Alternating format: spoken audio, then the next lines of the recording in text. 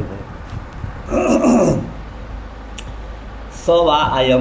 सवा अयम यत् पदमत्र सूरयो जितेन्द्रिया निर्जितमातरिष्वनः पश्यन्ति भक्त्युत्कलिता मलात्मना नन्वेष सत्वं परिमाष्टुमर्हति। ये प्रार्थना यहाँ पर भगवान गोविंद से करी गई है प्रभु जी। तो सवा अयम, यह भगवान निश्चित ही वही यह भगवान है। सवा अयम, सह जो है दूरस्थ वस्तु के लिए, अयम निकट, यह वही भगवान है वस्तु। तो कौन से भगवान हैं?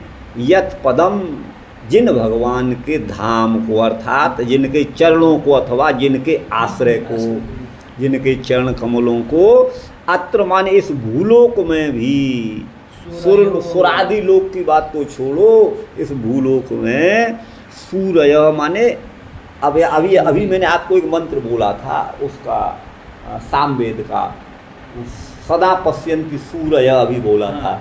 तो वहाँ सूर्य पद पर चर्चा चल गई थी। उस समय हमारा छात्र जीवन था और इसके IOP के एक प्रोफेसर थे, संस्कृत विभाग के हेड थे, डॉक्टर वासुदेव कृष्ण चतुर्वेदी। वो 7 विषयों से आचार्य थे और सप्ताचार्य होने के साथ साथ वो MA PhD DLIT कोई उपाधि उनसे छूटी नहीं थी। तो उनके सानिध्य में हमारी चर्चा हुई तो हमने भी थोड़ा सा अपना कुछ बोला था।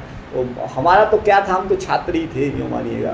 तो वो सूर्य पद का अर्थ विद्वान किया हुआ है। ये आप देखिए, ये रघुवंश में सूर्य पद का प्रयोग प्रथम सर्ग में किया है महाकवि कालिदास ने। अथवा कृत वाग्द्वारे वंशेस्मिन् पूर्व सूर्य भी मणौ वज्र समुत्कीर्णे सूत्र। तो सूर्य का अर्थ वहाँ विद्वान किया गया है, लेकिन वहाँ कई लोग सूर्य का अर्थ वैष्णव लोग वैष्णव करते हैं। अच्छा, माने वो विष्णु के स्थान को तो सूर्य माने वैष्णव ही देखते हैं, हमेशा वही देख पाते हैं जो वैष्णव हैं। तो वही है जो सूर्य माने वैष्णव हैं, अर्थात विष्णु के भक्त हैं अथवा विद्वान हैं, यूँ कहिएगा। तो और इसके साथ साथ वो जितेंद्रिय हैं, जिन्होंने अपनी इंद्रियों को जीत लिया है। और केवल इंद्रियों को ही नहीं, निर्जित मातरेश्वन, ये सभी बहुवचनांत पद हैं। सूर्य जितेंद्रिया निर्जित मातरेश्वन, निर्जित विजित मातरिष्वा प्राणवायु यैस्ते तथा भूता इति निर्जित मातरिष्वेन। एक वचन में मातरिष्वा बनेगा। मातरिष्वा नाम पवन का है, इसको मातरिष्वा क्यों कहा, ध्यान, इसको भी प्रसंग आ गया तो आपको बता दें। अभी हम बता रहे थे आकाश की उत्पत्ति किससे हुई, माने ब्रह्म से। ब्रह्म ने आकाश को बनाया, प्राकृत है, ये प्रकृति से हुई, ब्रह्म की प्रेरणा से। लेकिन आकाश से किसका उत्पन्न हुआ, कौन उत्पन्न हुआ? वायु। आकाशाद वायु। तो वायु की माँ कौन हुई? माया पिता आकाश हुआ। तो मातरी माने आकाश में, स्वी टुओस्वी गति वृद्धियो, टुओस्वी धातु गति और वृद्धि अर्थ में है। मातरी माने आकाशे स्वयते गतिशीलो भवति अथवा गच्छति इति मातरिष्वा, जो अपनी माँ में अर्थात आकाश में ही गमन करता है, अपने उत्पत्ति स्थल में ही बहता है, इसलिए इसका नाम है मातरिष्वा। एक नया शब्द आया आपको।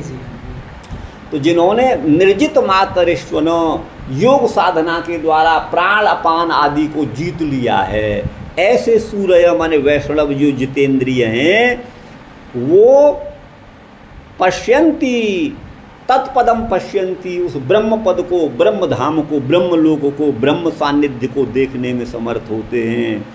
बोले केवल वो सूर्य माने विद्वान हैं अथवा वैष्णव हैं, जितेंद्रिय हैं, वो योग साधना करने वाले निर्जित मातरिष्वा हैं, तो इतना ही काफ़ी है क्या? बोले नहीं नहीं, सुनो, इसके साथ और भी भक्त्युत्कलिता मलात्मना, भक्ति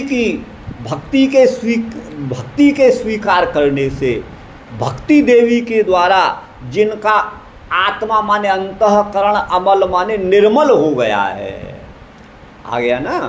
भक्ति देवी के द्वारा आराधना की, भगवत आराधना, भक्ति पूर्वक भगवद आराधना करने के कारण जिनका आत्मा माने अंतःकरण, अमल माने निर्मल हो गया है, वो अपने निर्मल अंतःकरण के द्वारा ही, इसमें तृतीया है, अर्थात मन से, माने उस भगवान को लोग जो है मन से देखते हैं। मनसा पश्यन्ति, पश्यन्ति यम ज्ञान ध्यानावस्थित तद्गतेन मनसा, वो मनसा का मतलब वही आत्मना, निर्मल मन के द्वारा। निर्मल मन जो वो सोई पावा, वो छल छिद्र कपट न सुहावा, कलित बस स्वीकार करना है ना।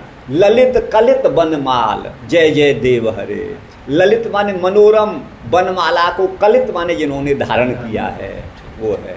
तो ऐसे निर्मल अंतःकरण के द्वारा जो भगवान को देखते हैं, तो वही ऐसो माने वही भगवान नारायण, वही श्री कृष्ण सत्वम, हमारे सत्व माने बुद्धि को, हमारे अंतःकरण को, परिमाष्टुम माने शुद्ध करने के योग्य हैं। दूसरे किसी की ताकत, किसी बेटा की नहीं है जो ये काम को कर सके, वही हैं, वही हैं, कोई दूसरा ननुपद इसी बात को कह रहा है। निश्चित रूप से वही हैं जो हमारे मन बुद्धि आदि को पवित्र कर सकता है। सवा अयम सख्यनुगीत सत्कथो वेदेषु गुह्येषु च गुह्यवादिभिः य एक ईशो जगदात्मलीलया सृजत्यवत्यत्ति न तत्र सज्यते।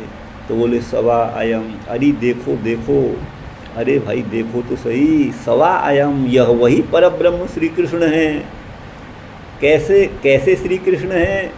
तो गुह्येषु वेदेषु, जो बड़े गूढ़ तात्पर्य रखने वाले वेदों में, चारों वेदों में गुह्यवादी, गुह्य तत्व का प्रवचन, गोपनीय तत्व का प्रवचन करने वाले ऋषि मुनियों के द्वारा जिनको वेदों में खोया जाता है, देखो वही ब्रह्म, सवा अयम, यही वह ब्रह्म है।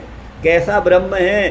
सख्यनुगीत सत्कथो, सखी जनों के द्वारा, अथवा सख माने सखा जनों के द्वारा, जिनका अनुगीत माने पुनः पुनः गान किया जा रहा है, जिनकी सत कथाओं का, जिनकी सुंदर कथाओं का गोपांगनाओं के द्वारा अथवा गोपों के द्वारा पुनः पुनः गान किया जा रहा है। यह वही ब्रह्म है जो वेद में निर्गुण निराकार जिसको कहा गया है, और गुह्य रहस्य का उद्घाटन करने वाले ऋषि मुनियों के द्वारा परम गूढ़ तत्व का प्रकाशन करने वाले वेदों में जिनको खोया जाता है, यह वही ब्रह्म हैं।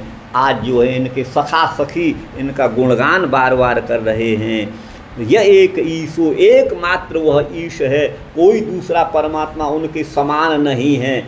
और इस जगत को वो अपनी लीला मात्र से आत्मलीलया। अच्छा, लीला का क्या मतलब है? चलो भाई लीला है रही है, कौन सी लीला है? रामलीला है कि रासलीला? रासलीला है रही है भैया, चलो देखे हमें। वृंदावन में खूब होती है रासलीला, अब तो पता नहीं कितना क्या है। पहले हम जब पढ़ने जाते थे खूब जगह जगह होती थी, और सावन के महीने में विशेष रूप से, और जन्माष्टमी तक विशेष रूप से होती थी, फिर फागुन में बढ़ने लगती थी। तो ये वही है यहाँ पर लीला पर बोल रहे। हाँ, तो लीला, एक तो ये लीला होती है, तो एक लीला का अर्थ है वस्तुतः अनायास साध्या लीला। जो कार्य, जिस कार्य को करने में कोई आयास, कोई परिश्रम, कोई खेद नहीं हो, उसको लीला कहते हैं। तो भगवान जगत की सृष्टि लीला पूर्वक करते हैं, माने उनको कोई आयास इसमें नहीं होता, कोई भी थकावट नहीं होती, कुछ परिश्रम नहीं करना पड़ता। सृष्टि हो जा, भुच्चुड़कूँ, जादूगर जैसे कहता आम बन गया, वो बस उससे भी महामाया अभी भगवान है, आप समझिएगा। तो वही जो है जो आत्मलीला से, माने अपनी केवल लीला दृष्टि से ही वो इस जगत को, जगत ये द्वितीयांत है, हालांकि प्रथमा में भी वही बनेगा, जगत जगती जगंत, जगत जगती जगंत, जगता जगत भ्याम जगत भी। तो वही इस जगत को अपनी लीला से सृजति, रचते हैं, अवति पालन करते हैं, और अति माने संहार भी करते हैं। तब तो भगवान उस कर्म से लिप्त हो जाते होंगे। कर्म का फल तो भोगना पड़ता है। भगवान ने जगत को बनाया, चलो कहीं तक ठीक है, पालन पोषण किया, चलो ये भी ठीक है, लेकिन मार डाला, इस पाप से तो भगवान को मुक्त नहीं होना चाहिए, है ना। तो बोले न तत्र सज्जते, ये भगवान उसमें जो है न सज्जते, उसमें बद्ध नहीं होते, उस कर्म फल में आबद्ध नहीं होते। क्यों? तो भगवान तो केवल जीवों के कर्म के उपभोगार्थ इस जगत की रचना करते हैं। कल ये भी विषय हमारा आया था यहाँ पर, मैंने कि सभी आचार्यों ने भगवान को जगत का कारण माना है, लेकिन हम ये भी मानते हैं कि भगवान के साथ साथ जीवात्मा का भी कुछ कारणत्व अवश्य है। अब वो सब मैंने ये वचन बोला तो सब लोग मेरी मुख की ओर देखने लगे, बोले ये क्या नई बात कह रहा है, ये तो अनसुनी सी बात है। वो सब चौंक गए सब के सब। तो अभी तक तो जन्माद्यस्य यतः, भगवान ही जगत के कारण है। तब हमने भगवत गीता का 15:2 बोला, तो हमने कहा अधश्च मूलान्यन संततानि कर्मानुबंधीनि मनुष्य लोके।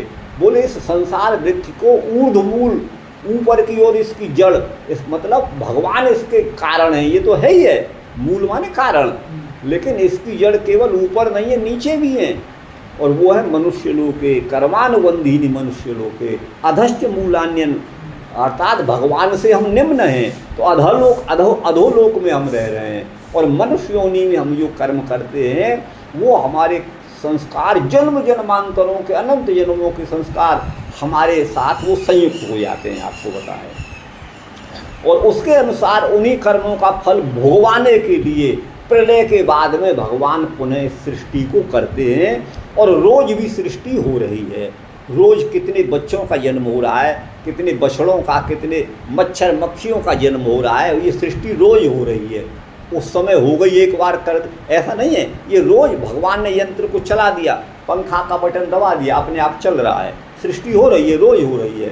तो वो तत्तद जीवों के कर्मानुसार तत्तद योनियों में, तत्तद शरीरों में भगवान जीवात्मा को डालते हैं। आपको बता दें, तो वही भगवान इसका सृजन करते हैं। तब उसका खंडन तो वो नहीं कर पाए थे कि भाई इसमें तो आपने मनुष्य को भी कारण बता दिया, जगत का है ही है, जीवों के कृतकर्म ही तो हैं। अच्छा, नहीं तो फिर इसका कोई अर्थ हमें करो, अधश्च करो, अधश्च मूलान्यन संततानि, इसकी जड़ नीचे भी फैली हुई है। बोले कहाँ नीचे? तो बोले मनुष्य लोग। हाँ, एक मिनट रोक लीजिए। यदा यधर्मेण तमोधि, हाँ तो ये तो हो गया था ना, यदा यधर्मेण तमोधियो नृपा जीवन्ति तत्रैष हि सत्वतः किल धत्ते भगम सत्यमृतम दयाम यशो भवाय रूपाणि दधद्युगे युगे। अब यहाँ पर ये कह रहे हैं भगवान के जो अनेक अवतार होते हैं वो कैसे होते हैं, वही यहाँ पर बता रहा है। ठीक है ना? तो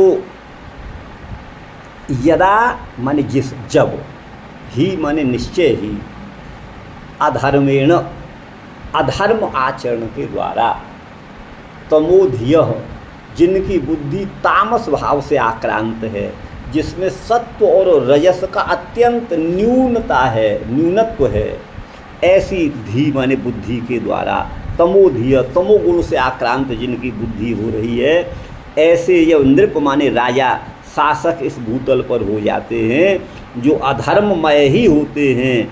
वो जीवंती माने जब इस संसार में अपना क्रियाकलाप करते हैं, जीवित रहते हैं, तब जो है तत्रैष हि सत्वतः किल, तब जो है निश्चित ही ये भगवान जो परमपिता परमात्मा निश्चित ही धत्ते भगम अपने भग माने ऐश्वर्यों को धारण करते हैं। ठीक है ना? हाँ ठीक है ना? जी जी। तो वो सत्य भगम माने ऐश्वर्य को, सत्य को, ऋत को, वाचिक सत्य, वाणी के द्वारा बोले जाने वाला सत्य तो सत्य है, और मानसिक सत्यता का नाम है ऋत। हमारे मन में सुंदर विचार आए, गलत असत्य विचार न आए, ये ऋत है। यद्यपि ऋत शब्द की व्याख्या सत्य के रूप में ही करते हैं, ऋत माने सत्य, लेकिन इसमें अंतर है, जैसे आदि और व्याधि में अंतर है, वैसे ही ऋतम सत्यम ऋतम। तो भवाय रूपाणि दधद युगे युगे, इस लोक के संग्रह के लिए, लोक व्यवहार को चलाने के लिए भगवान जो है युग युग में अनेक रूपों को, ठीक है ना, धारण करते हैं। अहो अलम श्लाघ्यतमम यदोकुलम, अहो अलम पुण्यतमं मधुर्वनम यदेश पुंसाम ऋषभश्रियपति स्वजन्मना चंक्रमणेन चांचति। अहो आश्चर्य है।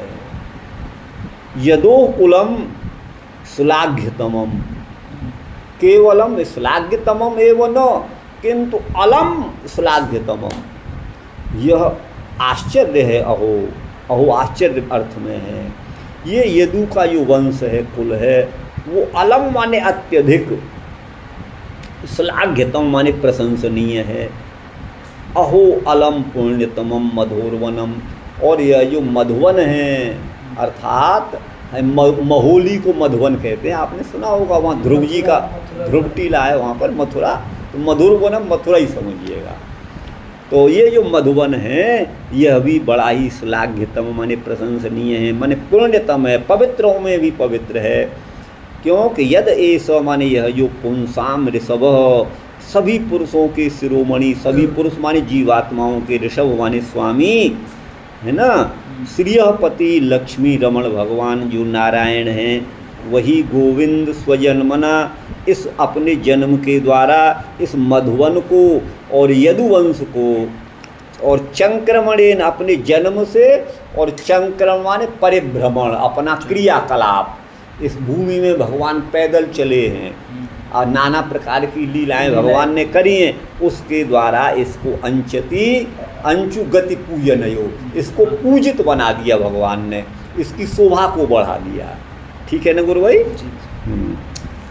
तो अंचति माने जात चलना भी अर्थ में है, पूजा अर्थ में भी, अंचु गति पूजनयो आपने पढ़ा होगा धातु।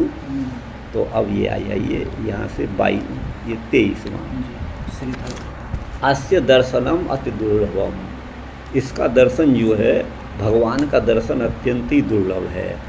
अस्माभिर लब्धम, हमने जो है जिसको प्राप्त किया है, वह इन भगवान का दर्शन अत्यंत ही दुर्लभ है।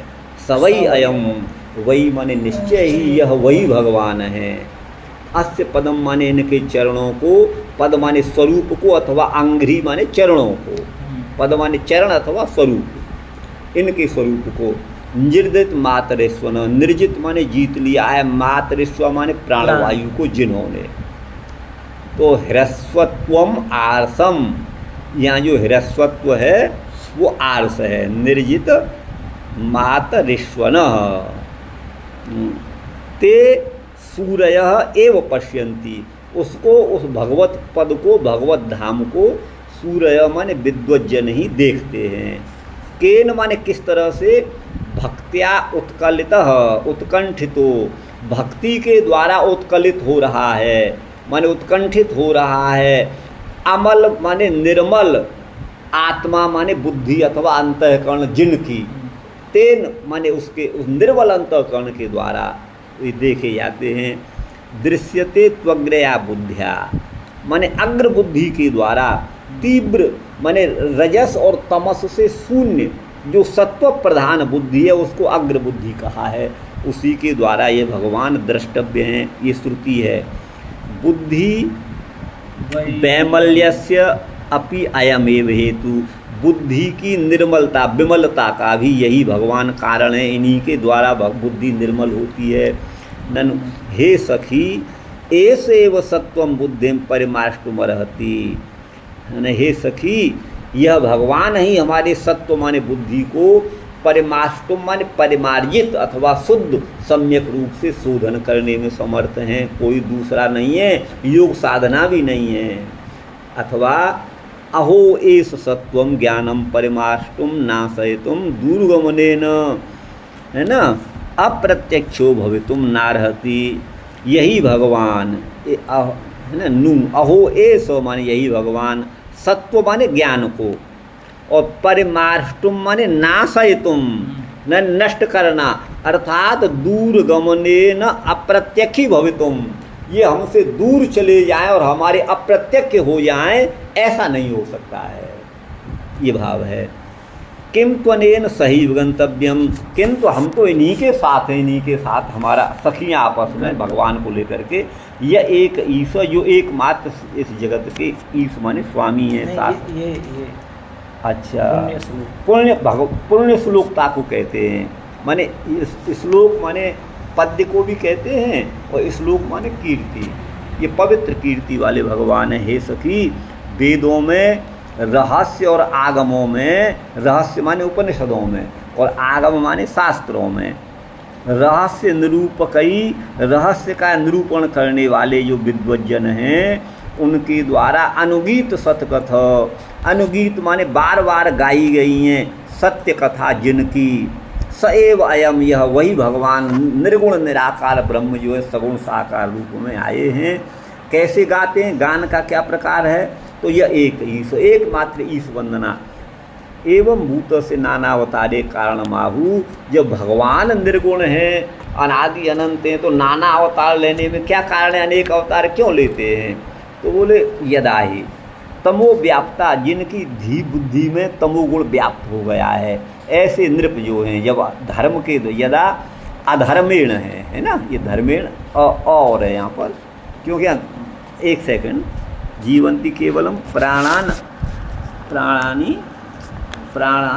पुष्णंती, 25 ये आगे होगा, अधर्मेण है ये। हाँ, हाँ, ये अधर्म। तो ये दा में अ मिला हुआ है, ऐसा मानिएगा, खंडाकार अ ऐसा। जिनकी बुद्धि तमोगुण से ग्रस्त है, ऐसे राजा जब अधर्म के द्वारा जीवन जीते हैं, केवल जो है अपने प्राणों का ही पोषण करते हैं। उदरम भरणु जीवा आगे आया है। तो तदा उस समय एस एव माने यही भगवान, भवाय माने जगत की स्थिति के लिए, सत्वतः माने विशुद्ध सत्व के रूप में, रूपाणी माने अपने रूपों को, दधत माने धारण कर देते हैं, और भगादिनी माने भग माने ऐश्वर्य को, सत्य को, रित को, दया को, यश को, आदि पद से इनको धत्ते माने प्रकट करते हैं, धारण करते हैं युग युग में उन अवसरों पर। भग का अर्थ है ऐश्वर्य, सत्य का मतलब है सत्य प्रतिज्ञा, और रितम माने यथार्थोपदेशकत्वम, यथार्थ उपदेश को रित कहा है। दया माने भक्त की कृपा यहाँ पर कहा है, और यश माने अद्भुत कर्म है। विशेष रूप से श्री कृष्ण अवतार के सौभाग्य का वर्णन करते हैं 5 श्लोकों से।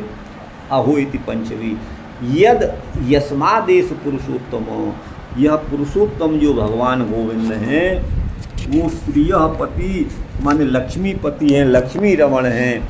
इन्होंने अपने जन्म से यदु के कुल को, है ना, अंचति माने पूजयति, सत्करोति माने सत्कृत कर दिया, अलंकृत कर दिया यदुकुल को, इसलिए वह अतः इसीलिए श्लाघ्यतम अत्यंत ही प्रशंसनीय हो गया है यदुवंश। और चंक्रमणेन अर्थात मधुरवनम मथुराम, मधुवन का अर्थ मथुरा है। अपने चंक्रमण माने भ्रमण आदि से सत्करोति, सत्कृत करते हैं, अलंकृत करते हैं। अतस्तत् पुण्यतमम, इसलिए अत्यंत ही पवित्र है।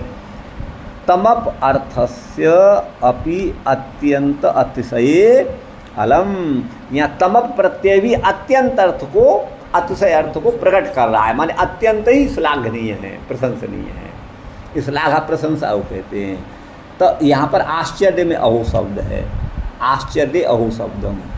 अब द्वारका की श्लाघा,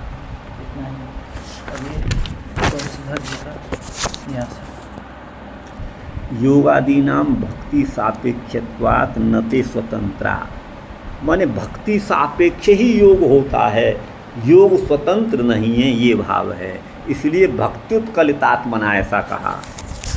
और सत्वस्य अर्थांतरम आश्रित्य, सत्व माने अंतःकरण के अर्थांतर को लेकर के कहते हैं यदवा इत्यर्थ।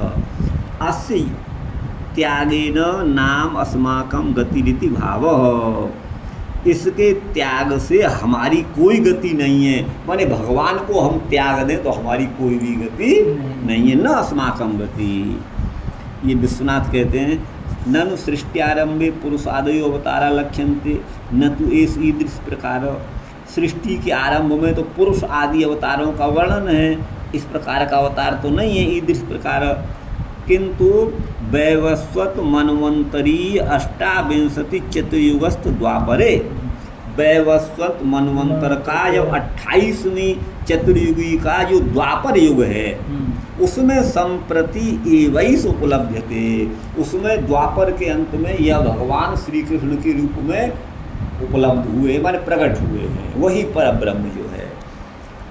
सत्यम असौ भक्ति गम्यो, निश्चित ही ये भक्ति के द्वारा प्राप्य हैं, नित्य स्वरूप हैं, नित्य लीला इनकी होती हैं, इस द्वापर में अवतीर्ण हुए हैं। तो भी अस्य माने इनका भक्त मध्वी माने भक्ति से युक्त भक्तों के द्वारा सर्वदा ही इनकी उपलब्धि होती है। इस बात को कहते हैं निर्जितान मातरिश्वन प्राणाधेतो निर्जितेन्द्रिया, अर्थात जो प्राण वायु को जीत लेते हैं, इंद्रियों को जीत लेते हैं, सभी इंद्रियों को जीत लेते हैं, क्योंकि इंद्रियों की वृत्ति भी प्राण के ही अधीन है, प्राण के ही अधीन सारी इंद्रियां कार्य करती हैं, अन्यथा तो नहीं।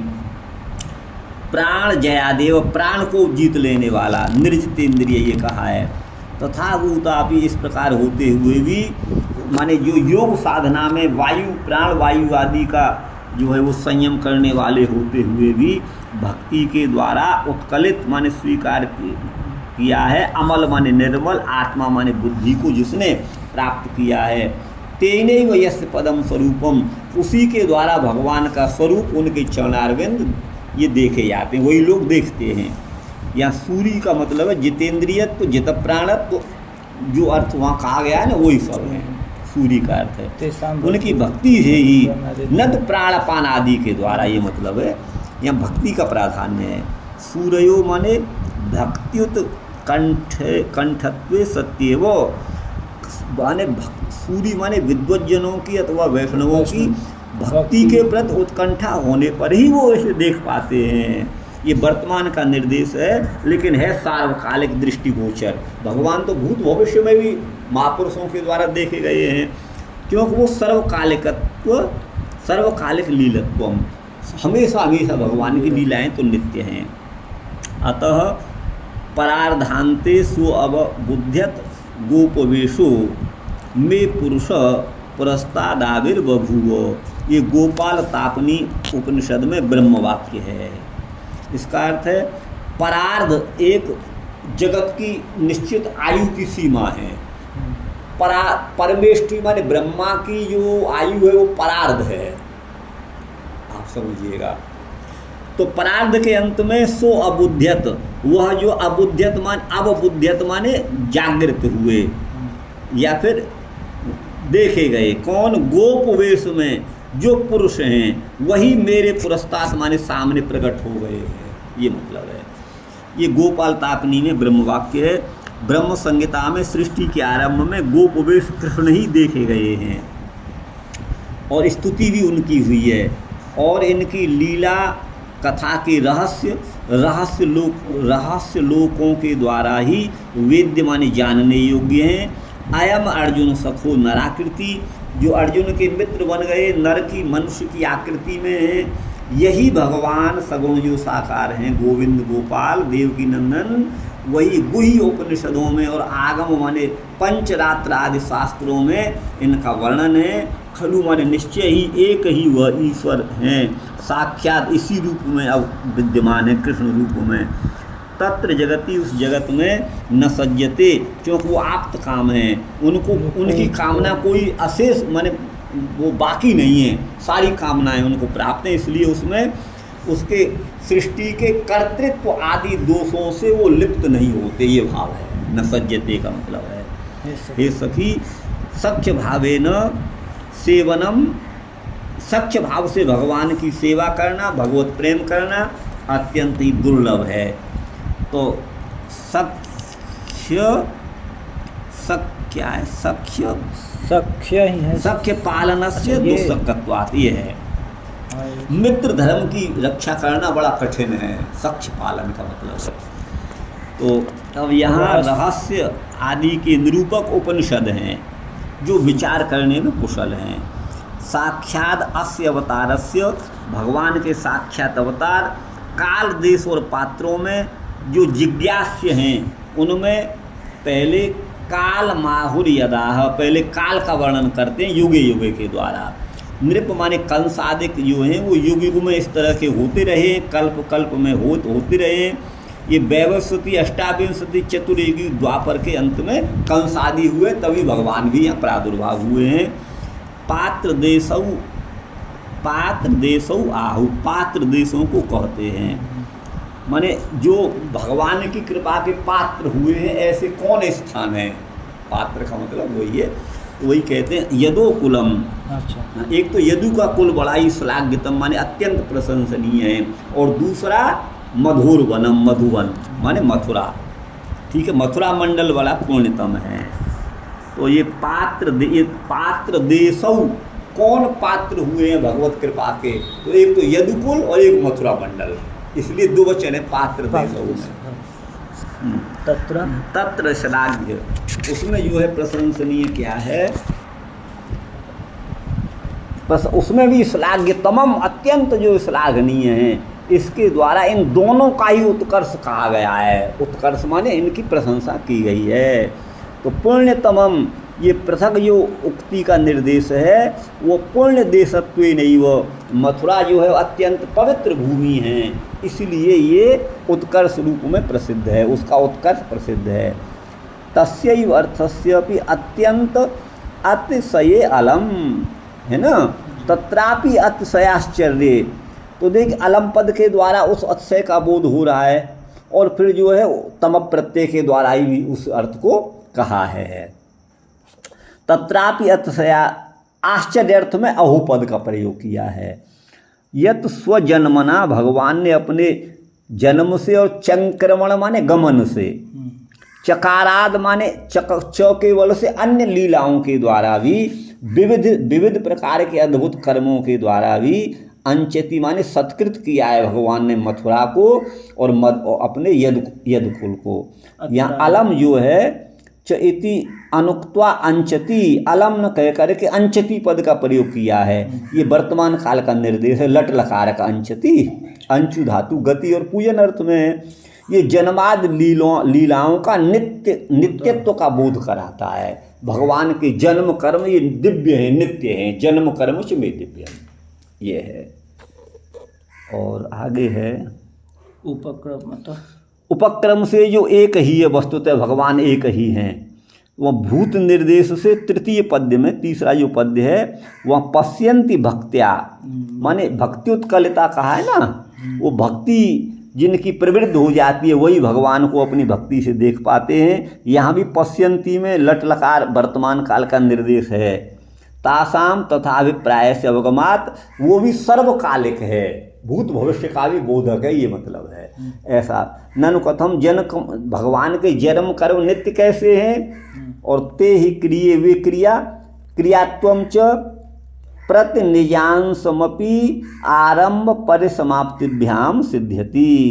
कोई भी क्रिया प्रतिनिजांसमपि आरंभ समाप्तिभ्याम एव सिद्ध्यति। कोई क्रिया को आप प्रारंभ करेंगे और उसका फिर अंत करेंगे। अभी आपने पढ़ना प्रारंभ किया, फिर समापन हुआ। कोई भी क्रिया उसी तरह से होती है। तो यहाँ भगवान की जो क्रीडाएं लीलाएं हैं तो उनका भी समापन होना चाहिए, फिर ये नित्य कैसे होंगी, ये इस भाव में ये है।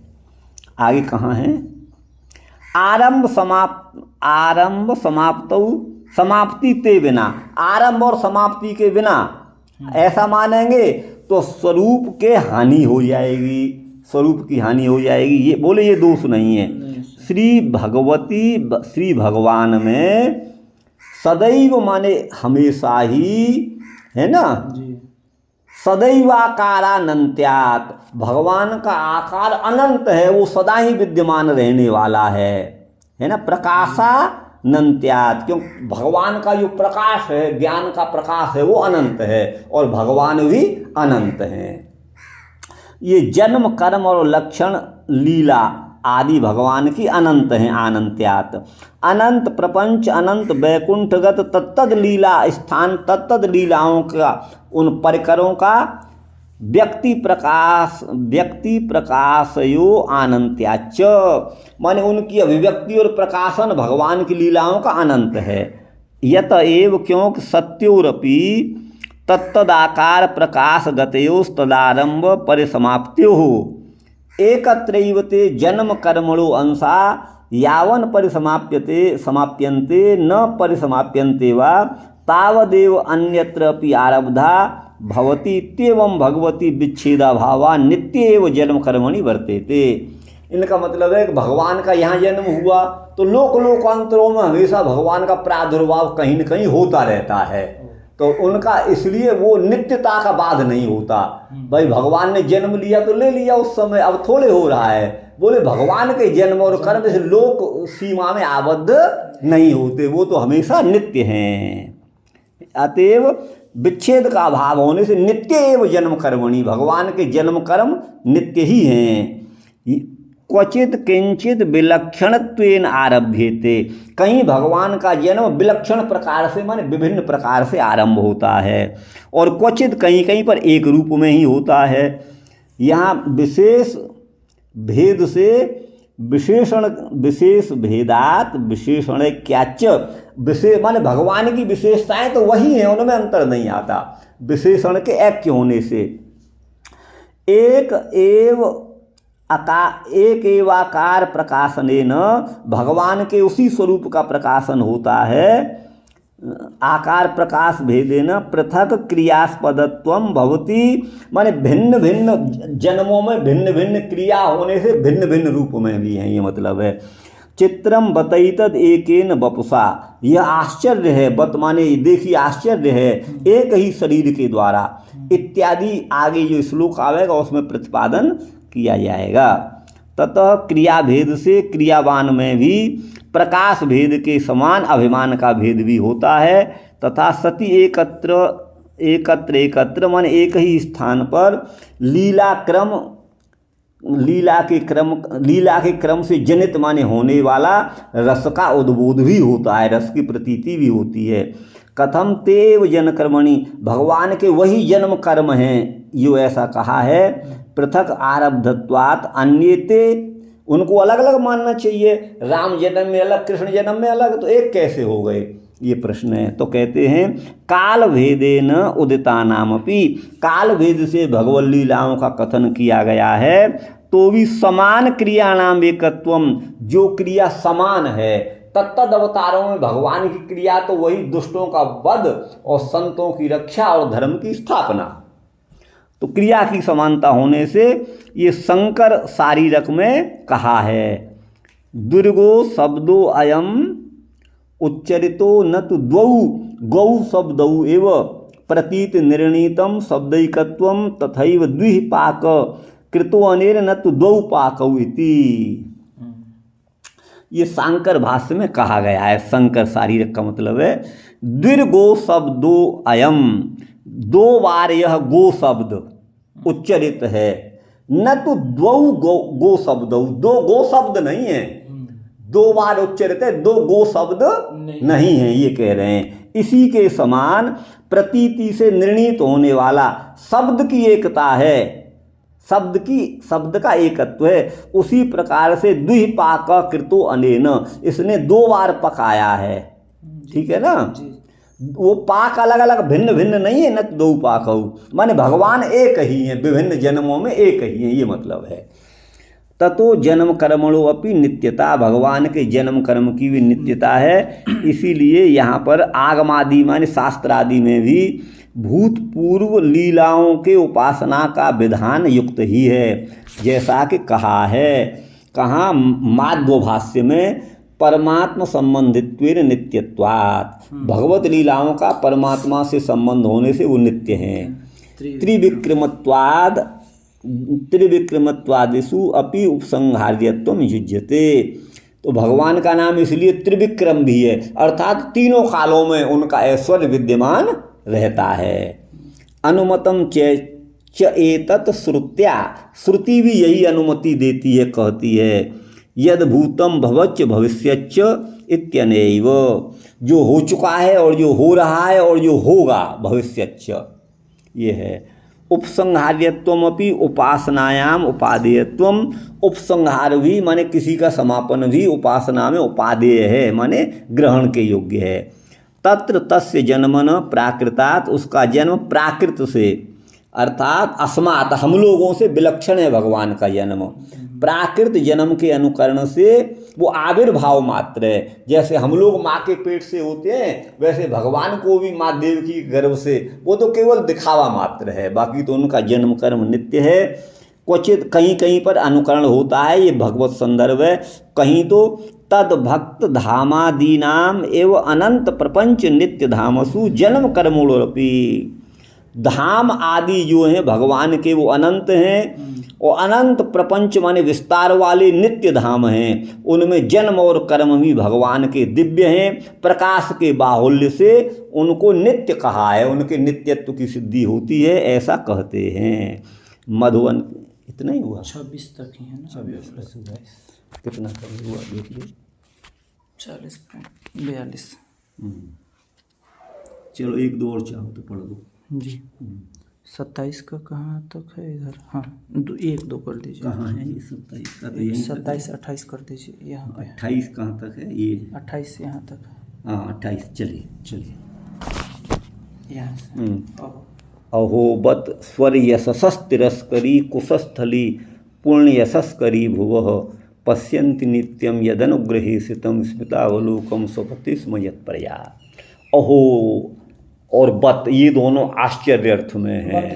हाँ, बत का अर्थ खेद में भी आता है, आश्चर्य में भी आता है। लोक में उसी का है, बताओ भैया, अरे वही है।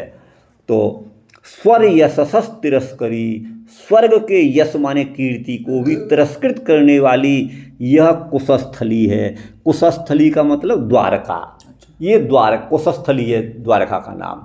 ये द्वारका जो है वो स्वर्ग के यश का भी तिरस्कार करने वाली है। कुशस्थली क्यों कह रहे हैं? अब उसका नाम है प्राचीन ग्रंथों में ये है, ठीक है ना। अब उसकी व्युत्पत्ति फिर कभी हम अपने मन से आपको बताएंगे, उसको द्वारका का नाम है, या आगे आएगा तो आप देख लेना।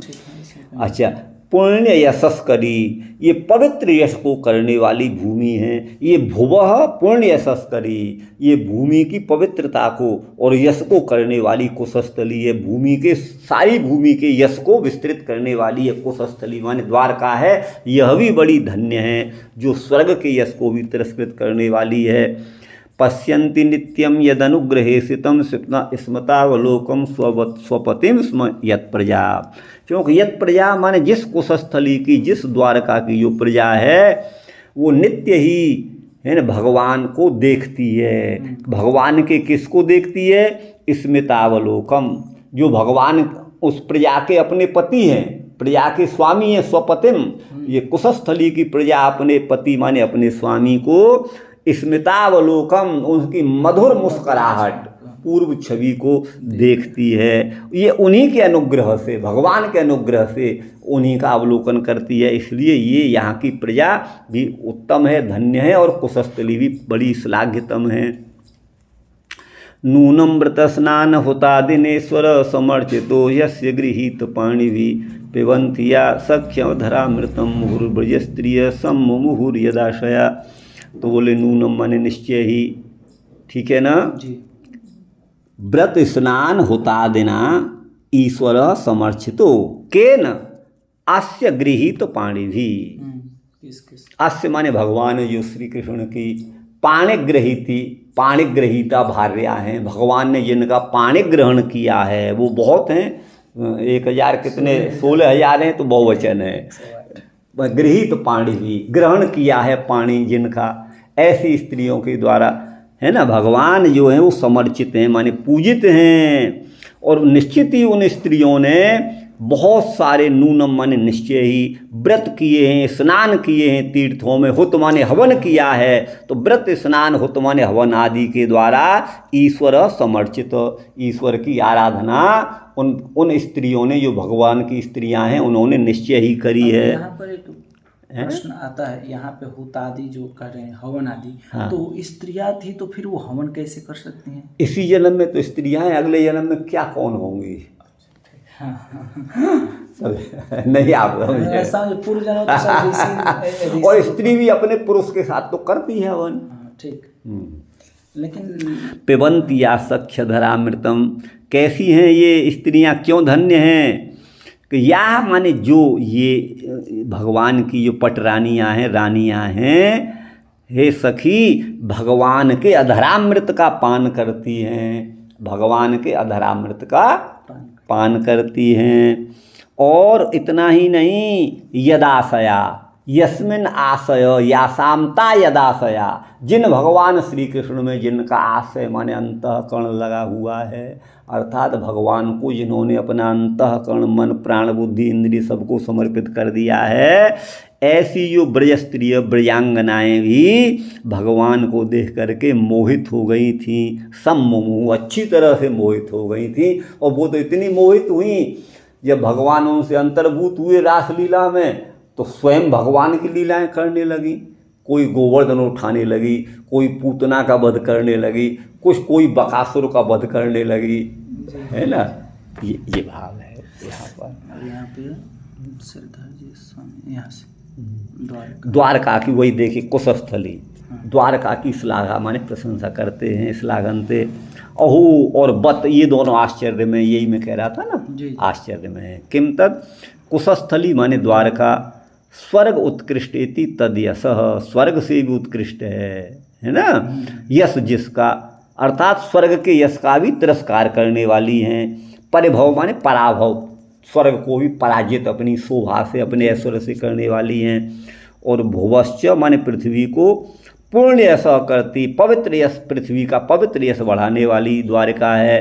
क्योंकि जहाँ यत्रत्या सर्वा प्रजा, जिस कुशस्थली की सारी प्रजा स्व अनुग्रहेण ईशितम प्रेषितम, माने भगवान के अनुग्रह से ही सब वहाँ पर है। क्या? स्मित पूर्व को अवलोको, जो मुस्कुराहट पूर्वक भगवान का दर्शन करती है, इस तरह की है।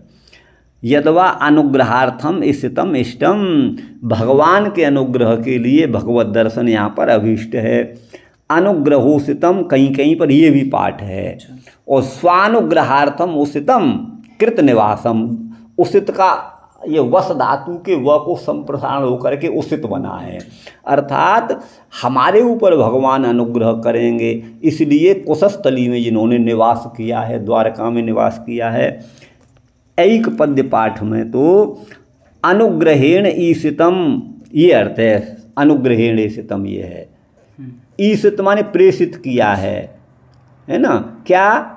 स्मितम तत्पूर्व को अवलोको, माने मुस्कुराहट पूर्वक अवलोकन, भगवान को जो मुस्कुराहट के साथ भगवान का अवलोकन कर रही है वो प्रजा। स्वस्य आत्मन पतिम, भगवान जो हैं उनके उस प्रजा के अपने पति हैं, श्री कृष्ण हैं, स्वामी हैं। न तो पित्रादिवत देह मात्र पतिम, वो देह मात्र के पति नहीं है, वो तो आत्मा के भी पति हैं। इसलिए नित्यम पश्यंती, उनको देखती हैं, उनका दर्शन करती हैं। नैतत् स्वर्गे अस्ति, स्वर्ग में भगवत दर्शन संभव नहीं है जो द्वारका में संभव है। हे सखी अस्य गृहीत पाणी भी पत्नी भी, भगवान ने जिन पत्नियों का पाणी ग्रहण किया है, जिनसे विवाह किया है, उनके द्वारा भी ईश्वरो अयमेव नूनम जन्मांतरेषु समर्चित, उन्होंने जन्मांतर में, अगले में यही कह रहा था ना, जन्मांतर में निश्चित इन्होंने भगवान की आराधना की है। यस्मिन अधरामृत, जिन भगवान के अधरामृत के, है ना, जिनका आशय जिनके अधरामृत में पान में लगा हुआ है ना, ये है, सम्मोह को प्राप्त हो रही हैं, वो इतनी मनोहर हैं। तो ये मतलब है यहाँ पर गुरु भाई। आगे है तत्तो मधुवनम स्तुत्वा, मधुवन की स्तुति करके द्वारका का स्मरण कर रहे हैं अपने अनुग्रह के द्वारा, जिनका अनुग्रह ही जिसका करता है। संभवाद अर्थांतरम, दूसरे अर्थ को कहते हैं। इष्टमम, इष्टम माने अभिमत है, ये अर्थ है। स्वर्गे यद्यपि उपेंद्रो अस्ति, स्वर्ग में भी यद्यपि उपेंद्र हैं तो भी श्री कृष्ण मूर्ति का वहाँ दर्शन नहीं है, इसलिए स्वर्ग से भी बढ़कर है। तत्तोज्ज्वल रसौत्सुक्य वत्य आहु, भगवान के उज्ज्वल रस का पान करने के लिए उत्सुक वहाँ की प्रजा है। वयम तु अकृतता दृश्य व्रता, हमने तो उस तरह के व्रत नहीं किए जो भगवान की गोपांगनाओं ने और भगवान की स्त्रियों ने किए हैं, उस तरह के कर्म हम तो नहीं कर पाए। संप्रत्येव सौंदर्यामृत में किंच देव पिवाम, किंच दव, द पर एक ही मात्रा लगा लीजिए। हम तो भगवान के सौंदर्यामृत का बस अल्पकाल के लिए ही पान कर रहे हैं, ये तो हमेशा हमेशा। किंच अस्मत्त कोटि गुणतोप्यधिका, और हमसे भी करोड़ों गुनी अधिक जो भाग्यशाली ब्रज सुंदरी हैं, ब्रजांगनाएँ हैं, सकाशाद अतिन्यूना, उनकी तुलना में, उनके सानिध्य में तो हम अत्यंत ही तुच्छ हैं। सम्मुहु, वो मोहित हो गई रात्रि में।